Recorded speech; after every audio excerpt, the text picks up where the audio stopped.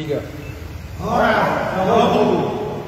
Saya Pendeta Boy Togar Asihomping, Pendeta HKBP Resort Gunung Sitoli Nias, mewakili seluruh masyarakat Batak yang berdomisili di Kepulauan Nias ini, mengutuk keras perkataan Saudara Konrad Sinaga yang viral di media sosial. Kami pastikan seluruh perkataan Saudara Konrad Sinaga terkait menantu perempuan Nias yang harus menyerahkan keperawanannya kepada orang tua mempelai laki-laki adalah tidak benar.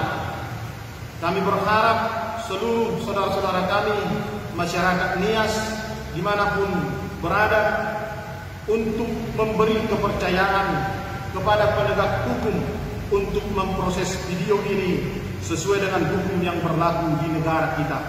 Dan kami berharap kepada pihak kepolisian, khususnya Polres Nias, untuk memproses secepatnya seluruh laporan dari teman-teman terkait dengan perkataan Saudara Konrad Sinaga ini. Demikian kami sampaikan. Shalom, Horas Yahudi.